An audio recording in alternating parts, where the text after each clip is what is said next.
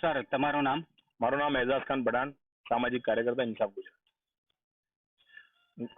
પાછલા ઘણા સમયથી આપણે જોઈ રહ્યા છીએ કે અમદાવાદ મ્યુનિસિપલ કોર્પોરેશન હદ વિસ્તારની અંદર ટોરેન્ટ પાવર એઈસી કંપની હટાડીને એને અહીંયા ટોટલ ઇલેક્ટ્રિસિટી સપ્લાય કરવાનું કામ આપવામાં આવ્યો છે.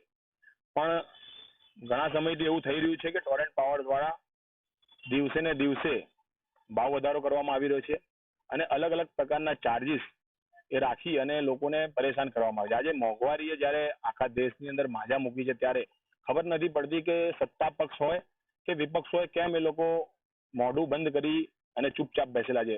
એવું લાગી રહ્યું છે કે ટોરેન્ટ પાવરના અધિકારીઓ જોડે બે લોકોનું સેટિંગ છે.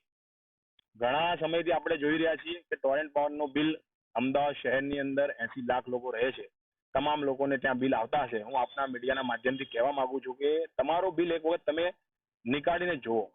તમે જે યુનિટનો વપરાશ કરો છો એ યુનિટનો વપરાશ તમે માની લો કે એનો ચાર્જ જે થતો હોય 500 રૂપિયા ચાર્જ હોય યુનિટનો બિલ, એની સામે એફપીપીએ ચાર્જ એ એટલો જ લગભગ 450 થી 500 રૂપિયા જેટલો હોય છે. એટલે ટેક્સ વગરની બીજી પણ આ પ્રકારની જે એફપીપીએ ચાર્જ વસૂલવામાં આવે છે. તદુપરાંત લગભગ મોટા ભાગના 100 માંથી લગભગ 5 થી 10 લોકો હાલમાં પીડિત છે કે ટોરેન્ટ પાવરમાં જ્યારે ટોરેન્ટ પાવર દ્વારા યા તો એઈસી પાસેથી જ્યારે પણ મીટર લીધા હતા લોકોએ, ત્યારે એ વખતે જે તે સમયે સરકાર દ્વારા જે નક્કી કરવામાં નિયત એમાઉન્ટ 500 રૂપિયા હોય કે 5000 રૂપિયા હોય એ વખતે આપવામાં આવી હતી.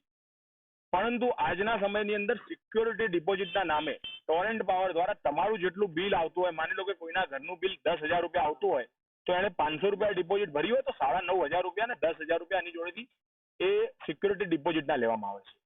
હવે જે તે સમયે જ્યારે 500 રૂપિયાની કિંમત જે હતી એ વખતે 500 રૂપિયા ભર્યા હતા. આજે આપણે ઘરે ગેસનું કનેક્શન બી વાપરીએ છીએ, એ વખતે 15 રૂપિયા 20 રૂપિયા લોકોને મફતમાં બી ગેસના કનેક્શન આપેલા છે, બીજી બધી સુવિધાઓ પણ આપેલી છે. તો આ રીતે સરકાર કઈ રીતે આવું કામ કરી શકે? અને એક બીજી વસ્તુ એવી છે કે લોડ એક્સટેન્શનની વાત કરીને લોકો જોડેથી પૈસા લેવામાં આવે છે. ઘણા લોકો એ વખતે વપરાશ ઓછું હતું અને એ વખતે એસી અને બધી વસ્તુઓ સુવિધાઓ નહોતી અને ત્યારે લગભગ અડધા કિલોવોટથી ઓછાના મીટર હતા. આજે 2 કિલોવોટ ને 3 કિલોવોટ ને 5 કિલોવોટની વાતો કરી અને મીટરમાં ખાલી એક એમસીબી સ્વિચ બદલવાનું કામ હોય છે અને એનો ચાર્જ 5,000, 10,000, 15,000 રૂપિયા લોકો જોડેથી વસૂલવામાં આવે છે. આવા તમામ પ્રકારના ચાર્જીસ જે ટોરેન્ટ પાવર દ્વારા લોકો પર નાખવામાં આવે છે, મને એ ખબર નથી પડતું કે સત્તા પક્ષ કે વિપક્ષ આની પર કેમ અવાજ નથી પાડતો. અમારા વિસ્તારના રમજુભાઈએ એક સરસ મુહિમ અહીંયા ઉપાડી. એમણે લગભગ એક ગ્રુપ લગભગ 10 દિવસ પહેલા એક ગ્રુપ બનાવ્યો. ટોરેન્ટ પાવરની જે આ કુનીતિઓના, એના ભાવ વધારાના અને એના પૈસા લૂંટવા, પ્રજાના પૈસા લૂંટવાના અલગ અલગ નિયમોના વિરુદ્ધમાં એમણે જ્યારે એક ગ્રુપ બનાવ્યો. ગ્રુપની અંદર લગભગ પાછલા 3-4 દિવસની અંદર હું જોઈ રહ્યો છું 1000 થી 1100 મેમ્બર જોઈન થયા છે. અને આજે સરખેજ રોજા ઉપર એક પ્રોગ્રામ રાખવામાં આવ્યો હતો, મિટિંગ રાખવામાં આવી છે કે ટોરેન્ટ પાવરની વિરુદ્ધમાં કઈ રીતે આપણે અલગ અલગ કાર્યક્રમો કરી શકીએ, કઈ રીતે એની વિરુદ્ધમાં કાયદાકીય પ્રક્રિયા કરી શકીએ, કઈ રીતે આપણે સરકારમાં પણ એની રજૂઆત કરી શકીએ અને કઈ જો જરૂર પડે તો વિપક્ષમાં પણ આપણે જઈને એની રજૂઆત કરી શકીએ. આ તમામ બાબતો લઈને અહીંયા મોટી સંખ્યામાં લોકો ભેગા થયા હતા. 1000 થી 1200 લોકોનું ગ્રુપ છે, એમાંથી મોટી સંખ્યામાં અહીંયા લોકો ભેગા થયા હતા અને આજે એ બાબતે ચર્ચા કરવામાં આવી. લગભગ 1-2 કલાકની ચર્ચા બાદ અમદાવાદ ઇલેક્ટ્રિસિટી ચાલતી હતી એ ટાઈમે તમને કોઈ તકલીફ પડી હતી? અમદાવાદ ઇલેક્ટ્રિસિટી જ્યારે ચાલતી હતી એ સમયે કોઈ પણ તકલીફ નહોતી. બરાબર, આજે પણ જીઈબી ચાલે છે. બરાબર, એની અંદર કોઈ તકલીફ નથી લોકોને. ગુજરાત વિદ્યુત ઇલેક્ટ્રિસિટી બોર્ડ લોકોને વીજળી સપ્લાય કરી જ રહ્યો છે. પણ ટોરેન્ટ પાવર એક પ્રાઇવેટ લિમિટેડ કંપની છે અને ફક્ત પૈસા કમાવાનું એમનું કામ છે. પણ ઇલેક્ટ્રિસિટી જેવી રીતે નળ, ગટર અને પાણી એ પ્રાથમિક જરૂરિયાત છે, એવી રીતે વીજળી પણ આજના જીવનની એક પ્રાથમિક જરૂરિયાતમાં જ ગણવાની વસ્તુ છે. અને પ્રાથમિક જરૂરિયાતની વસ્તુઓ ઉપર આટલા બધા ટેક્સ વસૂલવામાં આવતા હોય તો પ્રજાને જાગવાની જરૂર છે.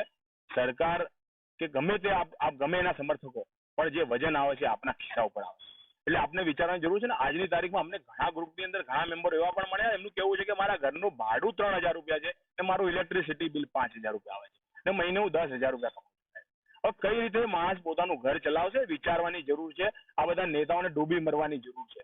જ્યારે એક સમય એવો હતો કે જ્યારે ખાલી ખાંડ ઉપર કે ગોળ ઉપર કે નમક ઉપર ભાવ વધતો હતો ને, આપણો દેશ તો એ માટે આજે 15 ઓગસ્ટ છે, આજે 78મો આપણે સ્વતંત્રતા દિવસ મનાવી રહ્યા છીએ. મહાત્મા ગાંધીએ જ્યારે કર નાખવામાં આવ્યો મીઠા ઉપર, ત્યારે મીઠાની લીધે આંદોલન કર્યું અમને. અને આખા દેશને આઝાદી અપાવવાનું કામ કર્યું. આપણે એ દેશમાં રહેવાવાળા લોકો છીએ ને આજે આપણી ઉપર આ રીતના જે ટેક્સ વસૂલવામાં આવતા, આ રીતની અલગ અલગ સ્કીમો કરીને લોકો જોડે પૈસા, જ્યાં ત્યાં ટોરેન્ટ પાવર આપ જોવો છો, ટોરેન્ટ પાવર દ્વારા તોડફોડ કરવામાં આવતી હોય કોર્પોરેશન વિસ્તારની અંદર, ખાડા ખોદી દેવામાં આવતા હોય, લોકોને પરેશાન કરવાનું કામ કરવામાં આવતું હોય, તો હકીકતમાં પ્રજાને જાગવાની જરૂર છે. પ્રજા જ આમાં બદલાવ લાવી શકે.